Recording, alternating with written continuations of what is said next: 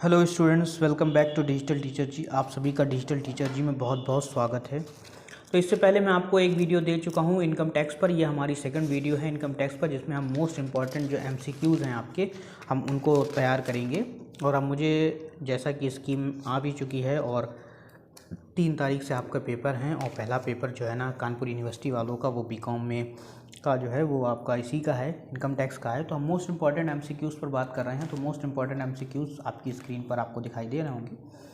तो आइए शुरू करते हैं। देखिए पहला प्रश्न आपकी स्क्रीन पर, देखिए पहला प्रश्न आपसे क्या कह रहा है। पहला प्रश्न आपसे कह रहा है कि करदाता की निवासी स्थिति प्रत्येक वर्ष, करदाता की जो निवासी स्थिति है वो प्रत्येक वर्ष कैसी हो सकती है, वो प्रत्येक वर्ष बदल सकती है कर के अकॉर्डिंग। करदाता की जो स्थिति है, जो बेसिक रूल है, उसके हिसाब से क्या हो सकता है, प्रत्येक वर्ष बदल सकती है। इसी के साथ नेक्स्ट क्वेश्चन नंबर सेकंड आपकी स्क्रीन पर। देखिए क्वेश्चन नंबर सेकंड क्या कह रहा है। क्वेश्चन नंबर सेकंड कह रहा है एक व्यक्ति जो गत वर्ष में निवासी अगले वर्ष में होगा।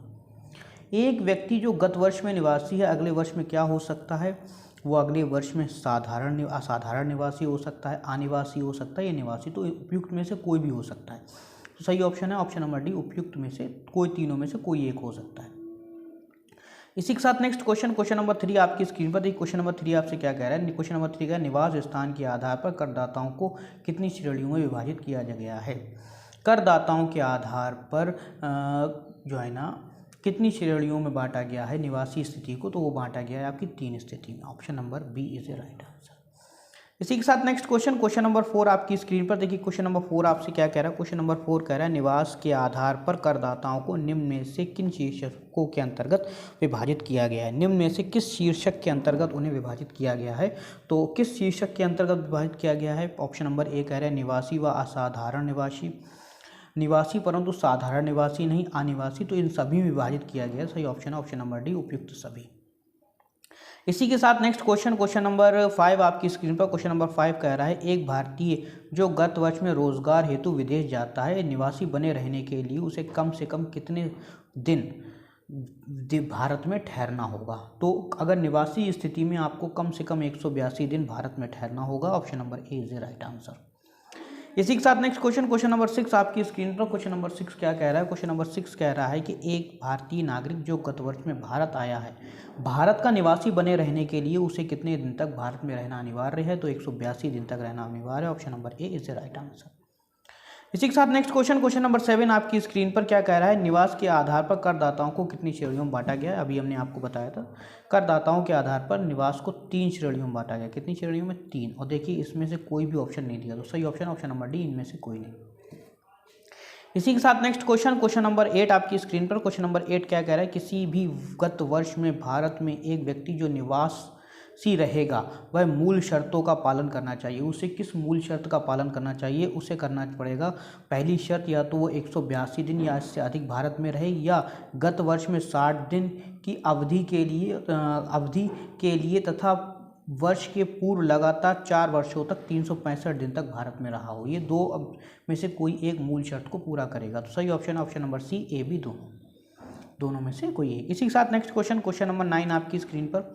क्वेश्चन नंबर 9 देखिए आपसे क्या कह रहा है। क्वेश्चन नंबर 9 कह रहा है भारतीय मूल का एक व्यक्ति जो गत वर्ष के दौरान भारत भ्रमण के लिए आता है, गत वर्ष के दौरान भारत में निवासी स्थिति पाने के लिए कितने दिन तक भारत में रहेगा। तो सेम आंसर है ऑप्शन नंबर ए, 182 दिन भारत में रहना पड़ेगा। इसी के साथ नेक्स्ट क्वेश्चन नंबर 10 आपकी स्क्रीन पर। क्वेश्चन नंबर 10 कह रहा है यदि करदाता या उसके माता पिता में से कोई, उसके दादा दादी, नाना नानी में से कोई अविभाजित भारत में पैदा हुआ था तो करदाता कहलाएगा। तो करदाता क्या कहलाएगा, ऐसी स्थिति में भी करदाता क्या कहलाएगा, भारतीय मूल कहलाएगा। Option number B is the right answer. इसके साथ नेक्स्ट क्वेश्चन नंबर 11 आपकी स्क्रीन पर। क्वेश्चन नंबर 11 आपसे क्या कह रहा है। क्वेश्चन नंबर 11 कह रहा है एक हिंदू अविभाजित परिवार या का यदि प्रबंध एवं नियंत्रण पूर्णतः भारत में स्थित है तो ऐसा हिंदू अविभाजित परिवार कहलाएगा। ऐसा हिंदू अविभाजित परिवार क्या कहलाएगा, ऐसा हिंदू अविभाजित परिवार आपका क्या कहलाएगा, वो कहलाएगा आपका निवासी। Option number A is the right answer. इसी के साथ नेक्स्ट क्वेश्चन नंबर 12 आपकी स्क्रीन पर। क्वेश्चन नंबर 12 क्या कह रहा है। क्वेश्चन नंबर 12 कह रहा है यदि एक हिंदू अविभाजित परिवार का प्रबंध एवं नियंत्रण पूर्णतः भारत के बाहर स्थिति है तो ऐसा हिंदू अविभाजित परिवार कहलाएगा। ऐसा हिंदू अविभाजित परिवार क्या कहलाएगा? वो कहलाएगा अनिवासी। Option number B is the right answer. इसी के साथ नेक्स्ट क्वेश्चन नंबर 13 आपकी स्क्रीन पर। क्वेश्चन नंबर 13 आपसे क्या कह रहा है? क्वेश्चन नंबर 13 कह रहा है यदि एक हिंदू अविभाजित परिवार का प्रबंध एवं नियंत्रण आंशिक रूप से भारत और आंशिक रूप से भारत के बाहर की स्थिति में है तो ऐसे में हिंदू अविभाजित परिवार क्या कहलाएगा? तो ऐसे में जो है ना हिंदू अविभाजित परिवार आपका निवासी कहलाएगा। Option number A is the right answer.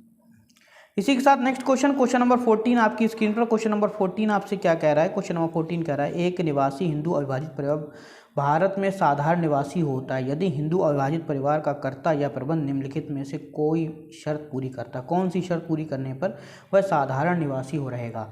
तो कौन सी शर्त पूरी करेगा? तो वो शर्त आपकी पूरी करेगा केवल अतिरिक्त शर्तों में से प्रथम शर्त, मतलब केवल अतिरिक्त शर्तों में से कोई एक प्रथम शर्त को पूरा करेगा, केवल अतिरिक्त शर्तों में से द्वितीय शर्त, इन दोनों में से कोई एक शर्त को यदि पूरा कर रहा है तो आपका वह क्या कराएगा? साधारण निवासी कहलाएगा। तो सही ऑप्शन नंबर सी, ए, बी दोनों। इसी के साथ नेक्स्ट क्वेश्चन नंबर आपका 15 आपकी स्क्रीन पर। क्वेश्चन नंबर 15 देखिए आपसे क्या कह रहा है? क्वेश्चन नंबर 15 आपसे कह रहा है कि यदि एक व्यक्ति मूलभूत शर्तों में से कोई एक शर्त और अतिरिक्त शर्तों में से एक शर्त को संतुष्ट करता है तो वह क्या कहलाएगा? तो वह हमारा निवासी, केवल साधारण निवासी नहीं, निवासी कहलाएगा लेकिन साधारण निवासी नहीं कहलाएगा।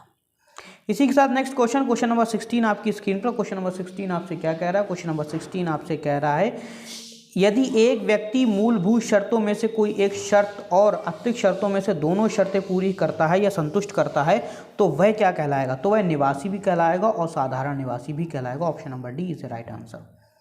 इसी के साथ नेक्स्ट क्वेश्चन नंबर 17 आपकी स्क्रीन पर। क्वेश्चन नंबर 17 आपसे क्या कह रहा है? क्वेश्चन नंबर 17 कह रहा है यदि एक व्यक्ति दोनों अतिरिक्त शर्तों को संतुष्ट करता है लेकिन मूलभूत शर्तों को संतुष्ट नहीं करता तो वह क्या कहलाएगा?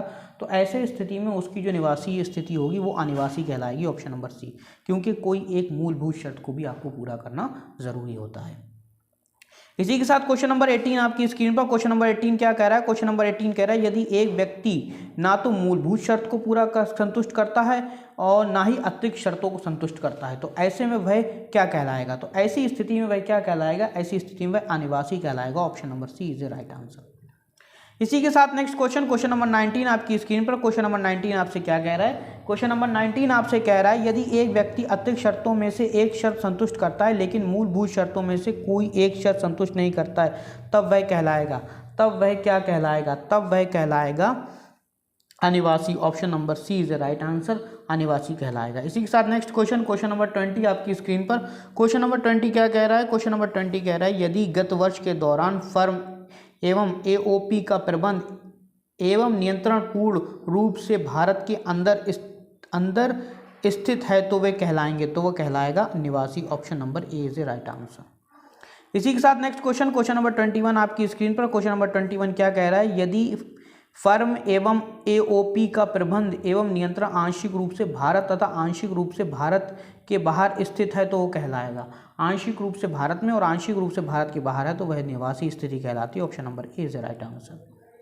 इसी के साथ क्वेश्चन नंबर 22 आपकी स्क्रीन पर। क्वेश्चन नंबर 22 आपसे क्या कह रहा है? क्वेश्चन नंबर 22 आपसे कह रहा है यदि फर्म एवं एओपी का प्रबंध एवं नियंत्रण पूर्ण रूप से भारत के बाहर स्थित है तो वह कहलाएगा। नियंत्रण पूर्ण रूप से कहाँ स्थित है? भारत के बाहर स्थित है तो वह क्या कहलाएगा? तो वह अनिवासी कहलाएगा। Option number C is the right answer. इसी के साथ क्वेश्चन नंबर 23 आपकी स्क्रीन पर। क्वेश्चन नंबर 23 आपसे क्या कह रहा है? क्वेश्चन नंबर 23 कह रहा है एक फर्म एओपी नहीं हो सकते हैं। एक फर्म एओपी नहीं हो सकते हैं। कब वे एओपी नहीं हो सकते हैं? तो इसका जो सही ऑप्शन है वह ऑप्शन नंबर डी, उपयुक्त बी सी दोनों, साधारण निवासी और असाधारण निवासी एओपी नहीं हो सकते हैं। इसी के साथ नेक्स्ट क्वेश्चन नंबर आपका 24 आपकी स्क्रीन पर। क्वेश्चन नंबर 24 क्या कर रहा है? एक कंपनी कभी भी नहीं हो सकती है। एक कंपनी क्या नहीं हो सकती है? कभी भी क्या नहीं हो सकती है?